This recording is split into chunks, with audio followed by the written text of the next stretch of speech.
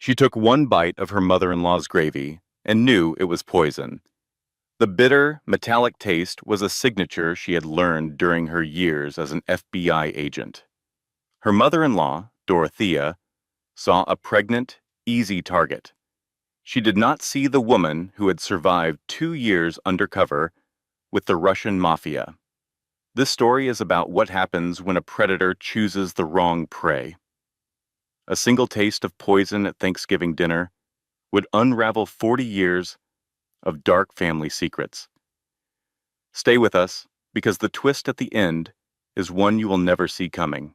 This is a story about trusting your instincts when everyone around you says you are crazy. It is about fighting back when the people who should protect you become your greatest threat. And it is proof that the truth, no matter how long it takes, will always find its way into the light. Dorothea Hartwell smiled as she passed the gravy. "I made this special, just for you," she said. 22 pairs of eyes turned to Vivian. The grand dining room at the Hartwell estate was filled with the warm scent of turkey and spice. Vivian, 7 months pregnant and exhausted from a recent kidnapping case, just wanted to be home. But her husband, Grant, had insisted family Thanksgiving was not optional. So there she sat, feeling like a sausage in her maternity dress, surrounded by Grant's perfect family. "Thank you, Dorothea," Vivian said, with a warm voice, and for 3 years her mother-in-law had perfected a sweet cruelty, where every compliment was a hidden insult. The gravy boat landed in front of Vivian. Dark steam curled into the air. "A new recipe," Dorothea announced. "You need your strength, dear. Growing my grandchild takes so much out of a woman." Vivian noticed the emphasis on "my grandchild," as if she were just a vessel. She had learned to ignore these small cuts, but tonight felt different. She poured the dark gravy over her potatoes. It smelled of herbs and meat, but also something else, something sharp and metallic. Across the table, Grant gave her a loving smile, completely unaware. Vivian lifted the fork to her mouth. The moment the food touched her tongue, her FBI training took over.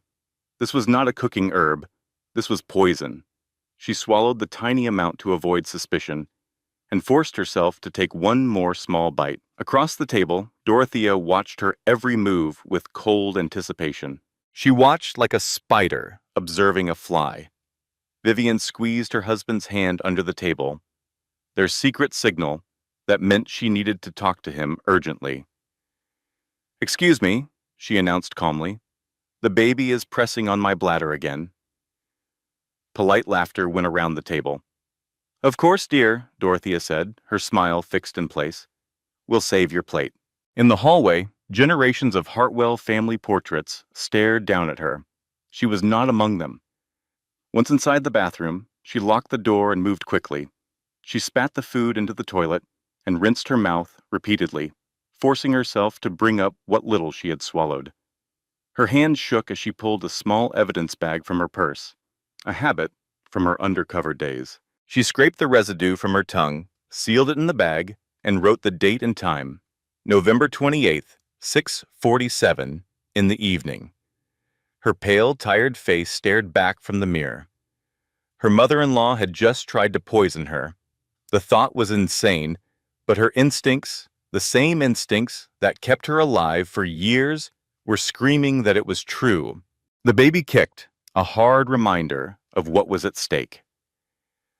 Dorothea was not just a difficult woman. She was a murderer. Vivian tucked the evidence bag away, fixed her lipstick, and put on a calm smile. She walked back to the dining room with steady steps and sat down. The dinner conversation continued. But for Vivian, the hunt had just begun. My mother-in-law was trying to poison me, and my husband was completely oblivious. It all started at Thanksgiving dinner, a perfect meal hiding a terrible secret. I couldn't touch the food on my plate, especially the gravy Dorothea made. It tasted bitter, wrong.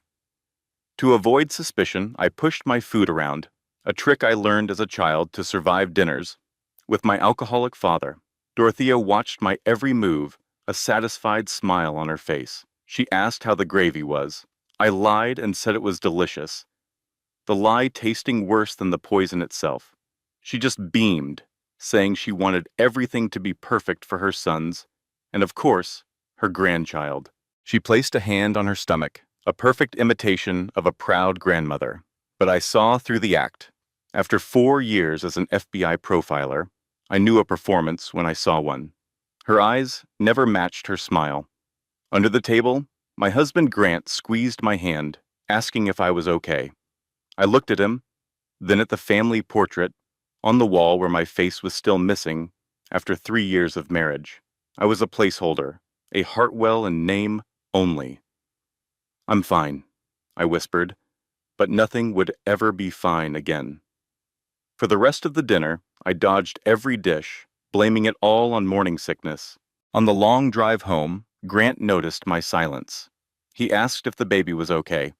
I just watched the streetlights pass, their rhythm matching my anxious heartbeat. I told him I was just tired from a recent case. He then mentioned that his mom noticed I barely ate. Of course she did. She was counting every bite I did not take. I repeated my excuse about morning sickness, which was an easy answer for him. Grant saw the world in simple terms. His mother loved him, so she was good. He did not understand that love could be used as a weapon.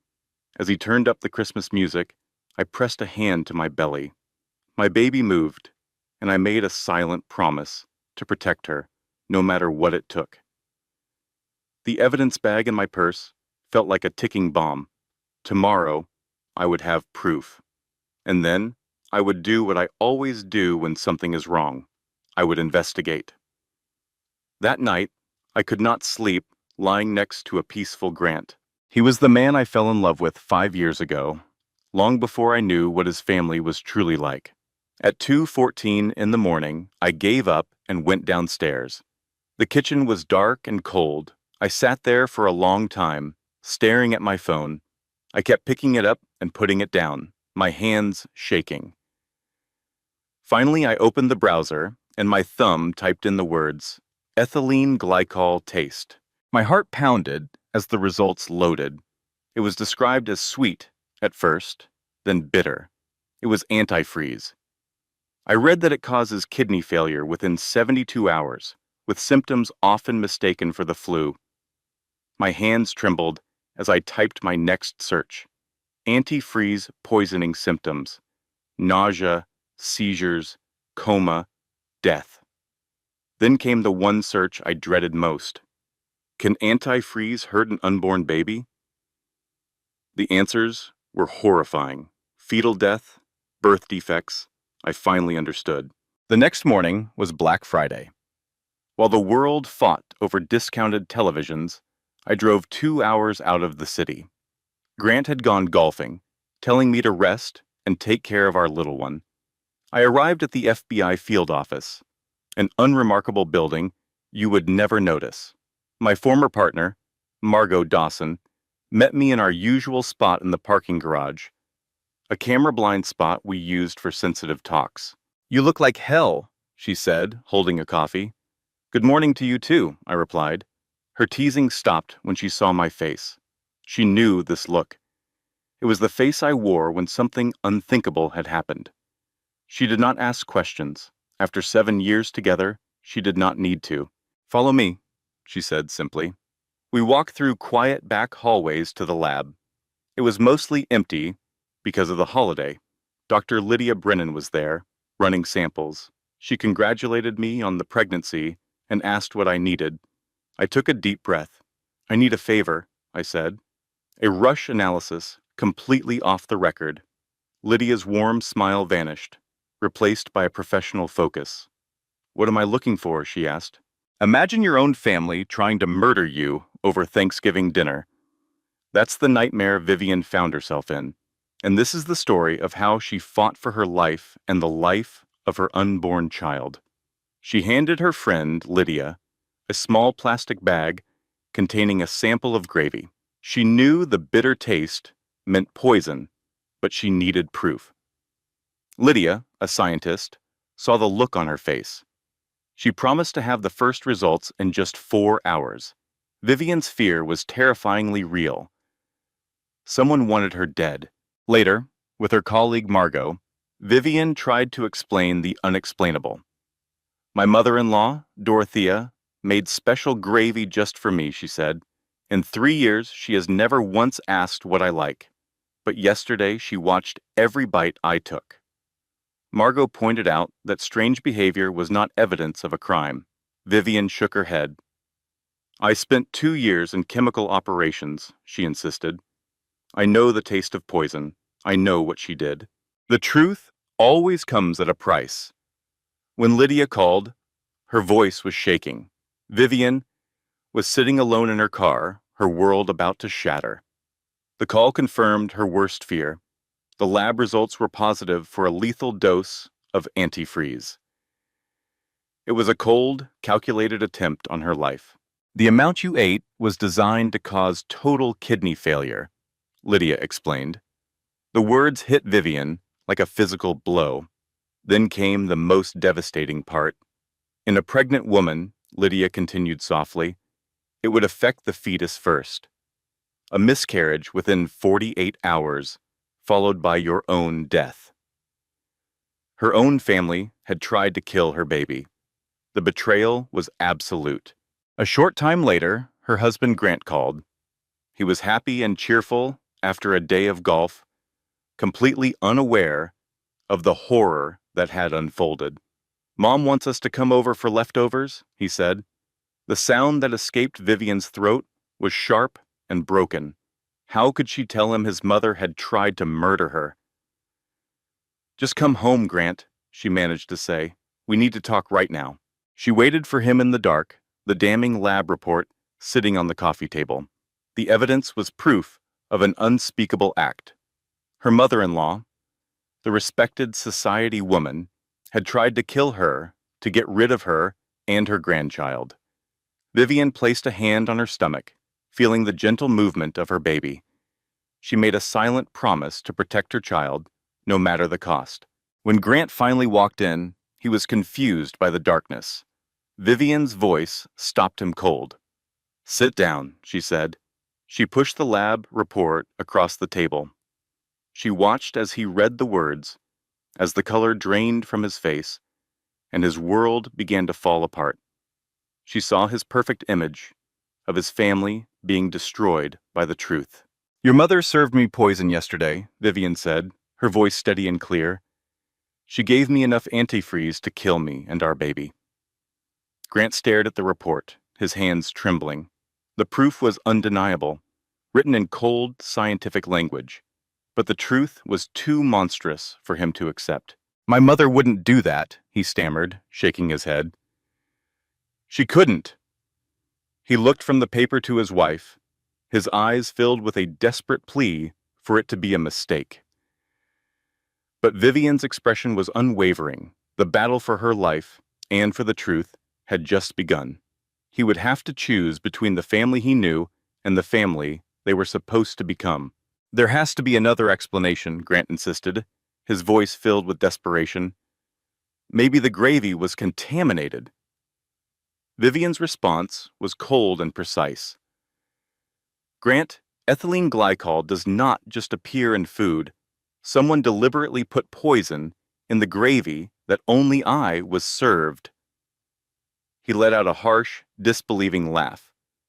You actually think my mother tried to murder you?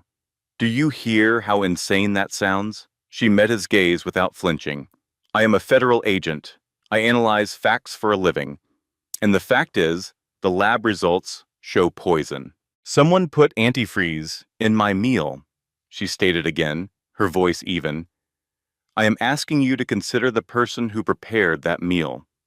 Grant's voice cracked. You want me to believe my own mother tried to kill my wife and our unborn child?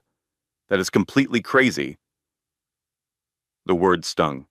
Do not call me crazy, she warned him. He ran a hand through his hair. There has to be another reason. She stood up to face him directly.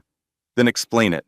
Explain how poison ended up only in my portion, Explain the strange look your mother gave me with every bite I took. For years I have studied psychopaths, Grant. I can recognize a performance. Your mother is hiding something behind that loving smile. She could see the conflict tearing him apart. Part of him knew she was right. His shaking hands betrayed him, but he could not abandon the lifelong image of his perfect mother. I have to call her, he said at last. She deserves a chance to explain. Vivian felt a wave of defeat, but simply nodded. He needed to hear the lie for himself. Grant switched the phone to speaker. On the third ring, Dorothea answered, her voice sickeningly sweet.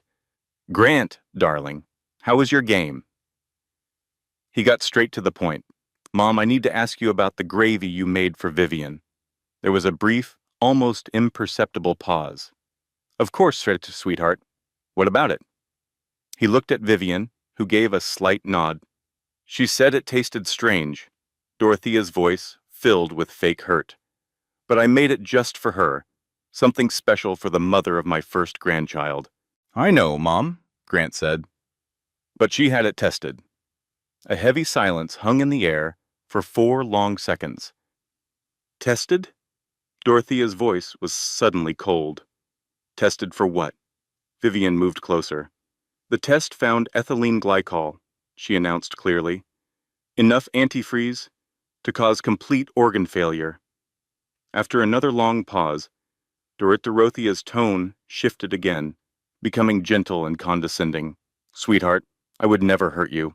You are carrying my grandchild. The lab obviously made a terrible mistake. These things happen. I personally supervise the analysis, Vivian countered.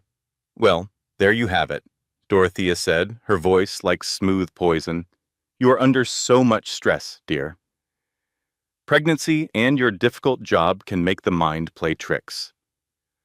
To Vivian's horror, Grant began to nod in agreement. Pregnancy hormones can cause severe anxiety, even paranoia, Dorothea went on. A friend's daughter-in-law had a total breakdown and had to be institutionalized. The message was clear. Grant looked at his wife with new suspicion. Maybe some time off work would be good for you.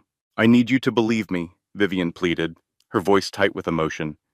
Grant's face was a mask of pain, caught between his wife and his mother.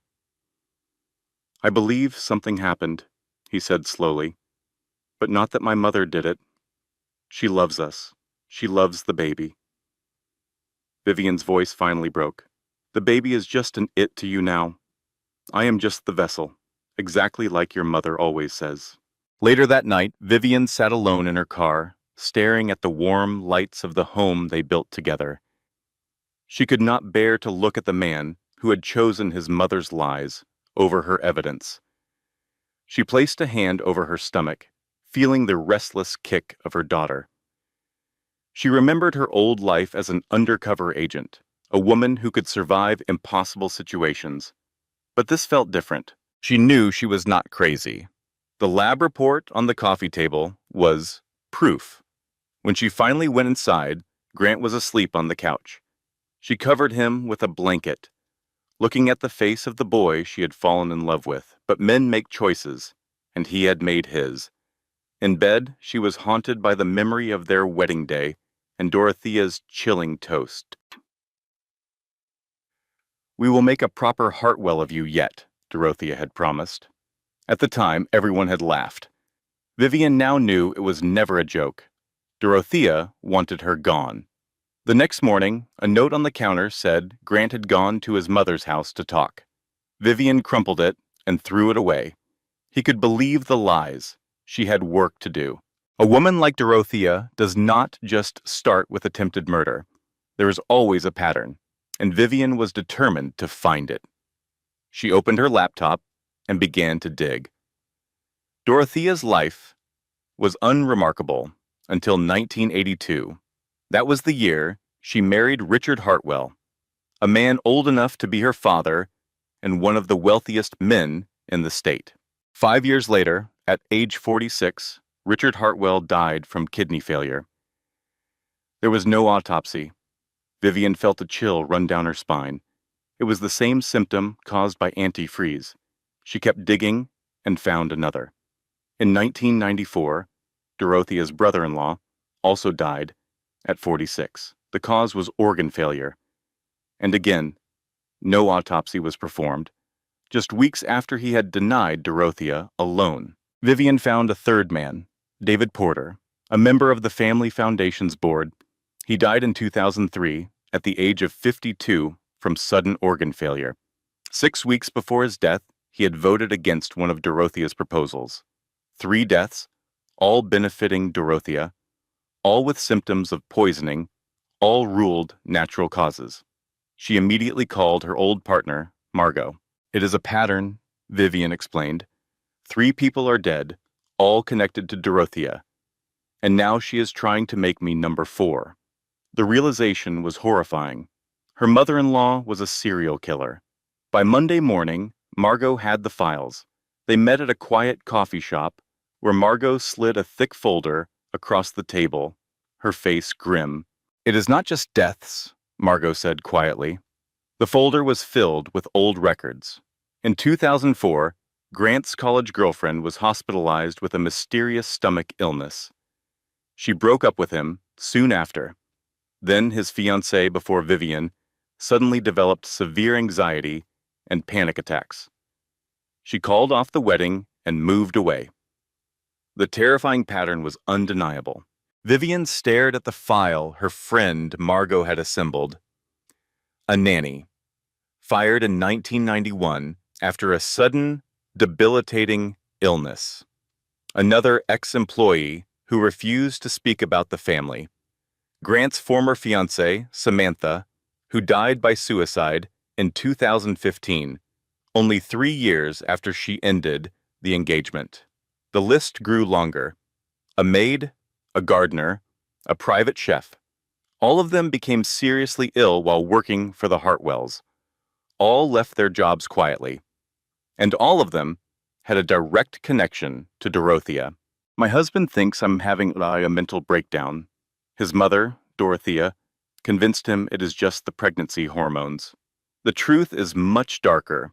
For 36 years, his mother has been poisoning anyone who gets too close to her sons. A folder of evidence sits on my table, my coffee cold beside it. I feel my baby move, a tiny, determined kick. This is not just about me anymore. I will not be the next name on her list of victims. Dorothea has manipulated my husband his entire life, but that is no excuse for his blindness to her evil. I have to build a case so powerful that even he cannot ignore the truth. That night, Grant came home late, the faint scent of his mother's perfume clinging to his coat. He avoided my eyes, and I knew I was alone in this fight. I found peace in the pale, yellow nursery, rocking in the glider. I was no longer just a wife. I was an investigator with a mission. He would not believe me, so I would have to make him see. I thought about the women in those files, the ones who got sick, the ones whose careers were ruined, the one who took her own life. I thought of my sister-in-law, a hollowed-out version of a person after 6 years of marriage. I am not the crazy one, I whispered to the dark room. She is. The baby kicked again, as if in agreement. A genuine smile touched my lips for the first time in days. A fire was lit inside me, a purpose that warmed me against the coming winter. I was going to stop her. Exhaustion made me careless. 6 days after Thanksgiving, Grant found the files on the kitchen table. "What the hell is this?" he roared, his face red with anger. He held up a photo of an ex-girlfriend from 15 years ago. "You are investigating people I dated in college?" he demanded. "I am investigating a pattern," I said, my voice steady. He let out a harsh, broken laugh. "A pattern of my mother poisoning every woman I have ever cared about?" "Yes," I said quietly. "Exactly that." "You need professional help, Vivian," he said, his voice dangerously low. "What is not healthy," I countered, "is ignoring that your mother has killed 3 people and tried to kill me." He called it a conspiracy theory. I listed the dead. His father, dead at 46 from sudden kidney failure.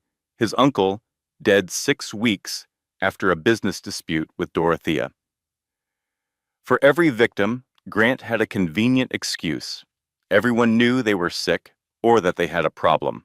Another name from the foundation board, a healthy 52-year-old man, also dead in 6 weeks. "Stop it!" Grant yelled, slamming his hand on the counter. "I cannot stop." My voice was cold now. She tried to kill our baby, and I am going to prove it. The silence was suffocating. Then he delivered the final blow. "I spoke to my mother today," he said. He had told her everything. He showed me the texts she sent, listing all the people I had contacted for my investigation. "Your job is to catch criminals," he said, "not create them from paranoid fantasies about my mother." Paranoid fantasies. The words hit me like a physical blow. This man, my husband, was using the oldest trick in the book to dismiss me. "Get out," I whispered, my heart shattering. "Get out of this house right now. You just looked at all this evidence and called me paranoid. You are choosing her." He suggested staying at his parents' house for a few days to give us space. I just nodded. The sound of his suitcase zippering shut was the sound of our marriage ending. At the door, he paused. "I love you," he said, "but this is destroying us." I said nothing. The sweep of his car's headlights cut through the living room, and then he was gone. I was left alone with the proof that the man I married would never believe me. I slid to the cold floor and stayed there until the sun came up. At 8:17 that morning, my phone rang. It was my supervisor from the FBI, Agent Russell Consincade. His voice was rough. "Hartwell, my office, now." When I reminded him I was on maternity leave, he just repeated my name and the line went dead. I drove to the field office in a complete daze. The building was nearly empty for the holidays. I knew this was not a social call. I knew this was trouble. Her boss shut the door to his office. "I received a complaint yesterday," he said, his voice grim. It was anonymous. It claims one of my agents is abusing her position and using federal resources to pursue a personal vendetta. Vivian kept her expression neutral, but her heart was racing. The complaint specifically alleges that this agent is harassing citizens because she has a delusion that her mother-in-law is a serial killer and is trying to invent evidence to prove it. "My mother-in-law is a serial killer who has murdered people for 3 decades. Vivian's voice was steady, presenting the facts to her boss, but she was met with Dorotha's counterattack. A complaint filed against her for building an unofficial case. Her boss, Consincade, looked tired. He told her she was one of his best agents, that her work was exceptional. But this investigation into her own family was a delusion. Still, the evidence was undeniable. The gravy sample tested positive for ethylene glycol. Someone was poisoning people, and Vivian knew exactly who it was." Consincade rubbed his temples. He had no choice. He placed her on administrative leave, effective immediately. Internal Affairs would investigate everything. If she was right, they would find the truth. If she was wrong, her career was over. Vivian understood. She went home to an empty house. Her husband Grant's absence was a heavy silence in every room. Standing in the nursery they had built together, she stared at the mobile of stars and moons. It was a gift from her mother-in-law, Dorotha. The irony was suffocating. She remembered Dorotha's laugh, a sound that now felt like a memory from another lifetime. She couldn't sleep. Instead, Vivian found herself folding tiny baby clothes in the middle of the night. She picked up a soft, expensive cashmere onesie. It was another gift from Dorotha. She remembered the woman's smile at the baby shower, a smile that never quite reached her eyes. The way she watched Vivian open it felt less like a gift and more like a test. Vivian thought of her own mother, a woman who had taught her to be strong and to fight back against injustice. Vivian clutched the white onesie, its perfect stitching, a symbol of the perfect facade her mother-in-law had built. She threw it in the trash. 2 days later, a sharp knockback echoed through the house. Vivian peered through the peephole and was shocked to see Carolyn Hartwell on her porch. Carolyn was her brother-in-law's wife, a woman who was usually as quiet and unnoticeable as a piece of furniture at family dinners. Vivian opened the door. "We need to talk," Carolyn said. Her voice was firm, completely different from her usual passive tone. Inside, they sat at the kitchen table where Vivian's life had fallen apart just days before. Carolyn wrapped her shaking hands around a coffee mug. Then she looked directly at Vivian and said the 3 words she desperately needed to hear. "I believe you." Vivian was stunned. After all the doubt and accusations, she never imagined that her quiet sister-in-law would be the one to stand by her side. "Why?" Vivian asked, her voice barely a whisper. A single tear rolled down Carolyn's cheek. "Because she did it to me too." The story came pouring out. 5 years of silenced pain, finally released. Carolyn explained that she and her husband, Preston, had gotten pregnant back in 2019. Dorotha did not approve. She made constant, subtle comments about how a baby would ruin Preston's career and how they should wait. When Carolyn was 12 weeks pregnant, she began feeling terribly sick. It was far worse than normal morning sickness. The doctors were not concerned at first, but just 2 weeks later, she miscarried. The doctors had no explanation. A few days after, while cleaning out the refrigerator, Carolyn found an old smoothie container. She had been making protein smoothies every morning, something Dorotha often praised her for. She was about to throw the container away when she noticed a strange residue at the bottom. Something made her stop and look closer. It smelled wrong. It was a sweet but chemical odor, just like antifreeze. "I saved it," Carolyn confessed, her voice trembling. She had tried to tell her husband, Preston, but he dismissed her fears. He said she was grieving and anxious, that his mother would never do such a thing. It was the same reaction Vivian got from Grant. Carolyn reached into her purse and pulled out a small plastic bag containing the smoothie cup. "I have carried this for 5 years," she said. For 5 years, she had watched Dorotha play the perfect grandmother, while secretly knowing the horrifying truth. Vivian took the bag, her own hands trembling. The timid woman who always faded into the background was gone. In her place was a survivor, hardened by years of quiet suffering. "Now," Carolyn said, her eyes filled with cold determination, "I want to help you destroy her." "I was never able to get pregnant again," Caroline said, her voice hollow. 5 years we tried. The doctors found nothing wrong, but it never worked. Her expression hardened. "Whatever she put in that drink, she destroyed more than my baby. She stole my chance to ever be a mother." Vivian reached out and took her hand. "We are going to make her pay," she promised. "How?" Caroline asked, her voice full of despair. "She's untouchable." Vivian's eyes were like steel. "I am an FBI agent, even on administrative leave. With your story and my evidence, we have enough to finally bring her down." With this proof, they would have to listen. Caroline looked at Vivian, a glimmer of hope in her eyes, for the first time in years. "What do you need?" she asked. Vivian replied, "Everything. The smoothie container, the photos, your journal." She paused. "And I need your help finding other victims. We need a case so strong it cannot be ignored." A real smile finally broke across Caroline's face. "I already have a list." That night, holding the evidence bag, Vivian felt the baby kick. She pressed a hand to her stomach. "We are going to be okay," she whispered. She was not alone anymore. She had an ally. The investigation was just beginning, but for the first time in a long time, Vivian felt hope. The next morning, Margot Dawson called at 8:42.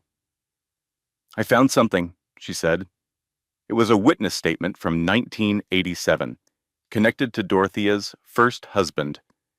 A housekeeper named Eleanor Mitchell saw something suspicious just before he died. "The report is vague," Margot explained, "but Eleanor is 83 and sharp as a tack. She lives in a Florida retirement home, and the nurses say she remembers everything." Vivian knew she had to talk to her. I had to speak with her. But my boss, Margot, reminded me I was on leave. I lied, calling it a personal visit to a family friend. She saw right through it. Instead of the long drive, she arranged a video call. It was safer for me and the baby. At 2:15 that afternoon, an elderly woman appeared on my screen. Her name was Eleanor Mitchell. She had sharp blue eyes and a story she had been waiting 40 years to tell. "You are the FBI agent who married a Hartwell," Eleanor said, her voice surprisingly strong. She told me she had been keeping track of the family for decades. Every illness, every accident, every death.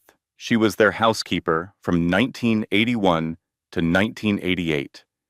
She remembered Richard Hartwell as a truly good man, kind and generous, someone who treated his staff with respect and even helped pay for her daughter's college education. His wife, Dorotha, was another story entirely.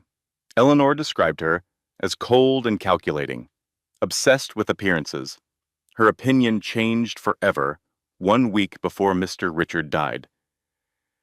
Eleanor had gone back to the house at 4 in the morning to get something she had forgotten. She let herself in quietly, not wanting to disturb anyone. That is when she saw Mrs. Dorotha standing at the kitchen counter, holding a small, unlabeled bottle made of brown glass. She watched as Dorotha carefully poured a greenish liquid into Mr. Richard's coffee maker. He made a pot at the same time every single morning. It was his daily ritual, and his wife knew it. Eleanor could not see exactly what it was, but the woman was measuring it drop by drop. Terrified, Eleanor slipped out unnoticed. She tried to tell herself she had imagined it, but then she watched Mr. Richard get sick that week.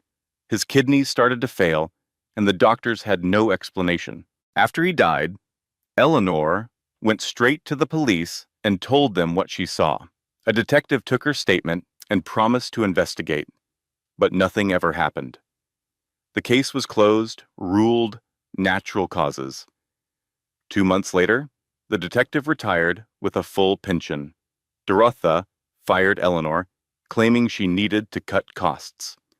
Then came a letter from a lawyer, a veiled threat reminding her about a confidentiality agreement and the consequences of spreading rumors. For 40 years, Eleanor stayed quiet, but she never forgot. She showed me a worn leather journal.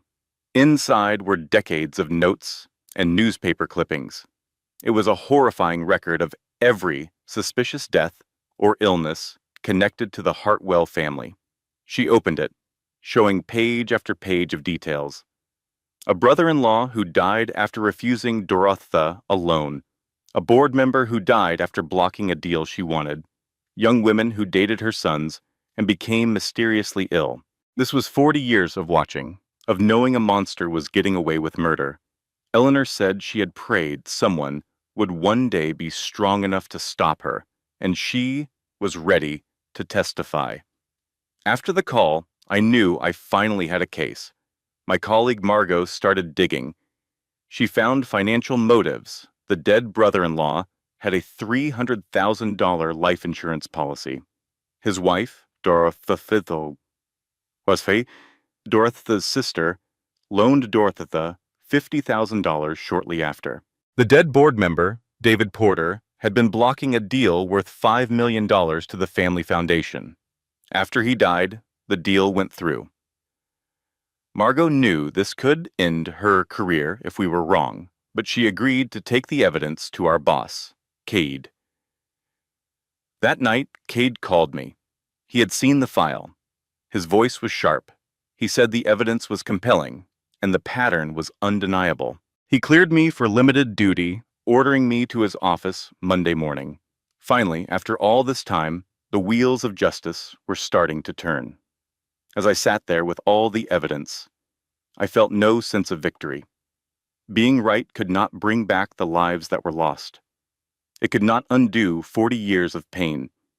All it could do was promise that the person responsible would finally face the truth. The case moved with incredible speed. In just a few weeks, federal warrants led to the exhumation of Dorothea's past husbands. The toxicology reports were undeniable. After 37 years, Richard Hartwell's bones still held traces of poison. James Manning and David Porter showed the same results. It was a pattern of murder spanning decades, finally brought to light. On December 23rd, the warrant for Dorothea Hartwell was signed. "We have enough," her boss, Katie, told her. His voice was heavy. 3 counts of first-degree murder. My mother-in-law was a serial killer, and I was about to expose her at her own Christmas party. The federal agent, Kyde, laid out the charges. 2 counts of attempted murder, with more to come. We planned to move on Christmas Eve during her lavish annual gathering. With 50 of her high society friends watching, she would have nowhere to hide. Cade asked if I was sure I wanted to be there. This was personal, and that was exactly why I had to see it through. My husband Grant called later, for the first time in 3 weeks. He sounded broken. He said federal agents were everywhere, asking what was happening. I stood in the empty house we once shared and told him I was just doing my job. He was in disbelief. "They say Mom is being arrested for murder," he stammered. I confirmed it was true and that there was no mistake. We had 40 years of evidence, from lab results to witness testimony. A heavy silence fell between us. Then his voice cracked. "I should have believed you," he whispered. "I should have listened." He asked if he could come over, if we could talk. For so many nights, I had dreamed of him choosing me. But that time had passed. "Not tonight," I said, my voice firm. "I have work to do." I hung up the phone before he could reply.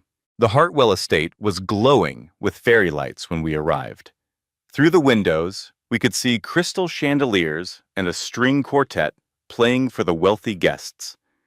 I stood at the edge of the property, my FBI badge clipped to my jacket, feeling my 8-month-old baby kick. At 8 o'clock, we moved in. As the front doors opened, the warmth and laughter of the party washed over us. But the moment I walked in with 6 federal agents, the room fell silent. 50 shocked faces turned to stare as they realized what was happening. Dorothea Hartwell stood by a massive Christmas tree, a perfect picture of elegance in a red velvet dress. When her eyes met mine and saw the badges, her champagne flute slipped from her hand and shattered on the marble floor. My voice was steady and clear as it echoed across the silent room. "Dorothea Hartwell, you are under arrest for the murders of Richard Hartwell, James Manning, and David Porter." I continued, listing the charges of attempted murder against her granddaughter and me.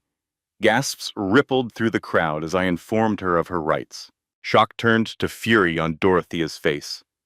"This is absurd," she hissed, her voice like ice. "I will have your badge for this. I will destroy you." I calmly stepped forward and told her about the evidence we had, from the poison in the Thanksgiving gravy to toxicology reports from 3 exhumed bodies. Her mocking laughter stopped when I mentioned a key witness. "From Eleanor Mitchell," I said. "Your former housekeeper. She saw what you did to your husband 40 years ago." For the first time, true fear flickered in Dorothea's eyes. "That is impossible," she whispered, her composure gone. I informed her that confidentiality agreements do not cover criminal acts. "You have been getting away with murder for 40 years, Dorothea," I said softly. "That ends tonight." As 2 agents moved in with handcuffs, she finally broke. She screamed, "Do you know who I am?" She raged about her power, her charity, and her influence. The handcuffs clicked shut around her wrists. She was a cornered animal, disbelief warring with pure rage. She spun toward me, her face twisted with hate. "You think you have won," she spat, threatening me and my unborn baby. I had ordered the agents to get her out of there. She was still screaming threats as they led her away, convinced her money could save her. It would not. As the guests quickly fled, the grand estate felt cold and empty. The fairy lights twinkled on, but the magic was gone. I felt no triumph, only a deep and profound exhaustion. Alone, in the library, I walked to the Christmas tree. I found the ornament with Grant's name on it, made when he was 5 years old, the year his father died. Dorothea only had ornaments for her sons. Everyone else was disposable. I took the small, cold ornament and put it in my pocket. It was a piece of the boy he was, before his mother twisted him into a man who could not stand for what was right.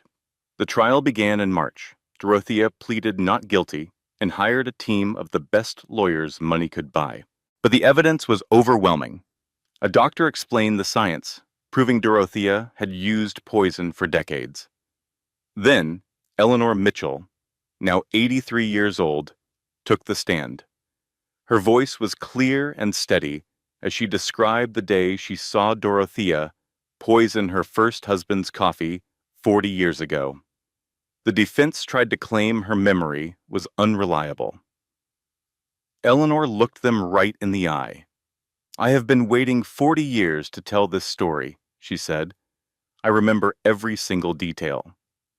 The jury agreed, and justice was finally served. On the stand, Caroline finally told her story. She talked about the poisoned smoothie, the child she lost, and the 5 years she spent terrified to speak the truth. The defense lawyers called her a bitter, unstable woman who was just looking for someone to blame. But Caroline stood firm, her voice shook, but her words were strong. She said, "She took my baby, and then she stole my chance to ever have another." Then it was Vivian's turn. For 6 grueling hours, she laid out every piece of evidence detailing Dorothea's cruelty. The defense tried to twist her into a vengeful federal agent, a liar blinded by pregnancy hormones, but Vivian remained calm, answering every question with unshakable clarity. The lawyer asked if it was true that she and Dorothea had a difficult relationship. Vivian looked at the jury and said, "It is true she never accepted me. It is also true that she tried to murder me and my unborn child." The lawyer scoffed, asking if they were really supposed to believe a beloved community philanthropist was a secret killer. Vivian's reply was ice cold. "I expect the jury to believe the evidence. The lab reports, the witnesses, the money trail, and the long line of suspicious deaths that span 4 decades. She held his gaze. "The evidence was always there. I am just the first person who chose to listen." For 3 long days, the jury deliberated. During that time, Vivian gave birth to a healthy baby girl she named Elise Margot, in honor of the one person who had believed her from the start. Then the call came. The verdict was in. Holding baby Elise in a carrier, Vivian walked into the packed courtroom, her hands steady. The air was thick with tension. The jury filed in, their faces giving nothing away. The foreman stood. "On the count of murder in the first degree, in the death of Richard Hartwell, we find the defendant guilty." A gasp swept the room. "On the count of murder in the first degree in the death of James Manning, we find the defendant guilty." Dorothea's face turned white as a sheet. One by one, the foreman read the verdicts. Guilty of murder. Guilty of attempted murder. Guilty on every single charge. At that moment, Dorothea's perfect mask finally shattered. She leaped to her feet, screaming that it was all a conspiracy, that Vivian had destroyed her family. The irony was lost on no one. The judge slammed his gavel, demanding order, but Dorothea kept shouting about all the money she had given to charity, as if that could buy her innocence. The judge was unmoved. The evidence was undeniable. 2 weeks later, at the sentencing, Dorothea was given life in prison without any possibility of parole. She did not scream this time. She sat, with perfect posture, her head held high, wrapped in a cloak of pride. She was dragged away by the guards, fighting and cursing them the whole way. As they led her out, her eyes locked with Vivian's. "This is not over," she mouthed. Vivian looked right back at her, unafraid, and whispered, "Yes, it is." After it was all done, Vivian sat in the hallway with Margot, watching her daughter sleep. She expected to feel a sense of victory, but instead, she just felt hollow. She told Margot it did not feel like winning. Margot nodded wisely. "Sometimes," she said, "justice is not a feeling. It is just the absence of injustice. It is stopping the wrong thing from happening anymore." When Vivian asked where she heard that, Margot grinned. "I read it in a fortune cookie." Against all odds, Vivian smiled. Grant was waiting for her outside. He looked like a wreck, unshaven and exhausted. For 3 months, he had watched his entire life get torn apart, learning that his mother was a monster and his childhood was a lie. "Vivian," he started, his voice cracking, "I should have believed you." Vivian's voice was flat. "Yes, you should have." He pleaded, saying he had been blind, that he could not see his mother for who she truly was. He took a step forward, asking if they could please try to fix things, to be a family again. Vivian looked at the man she had loved, the man who had abandoned her when she needed him most. She thought about all the lonely, terrifying nights she had endured while he stayed with his mother. "No," she said, her voice soft but final.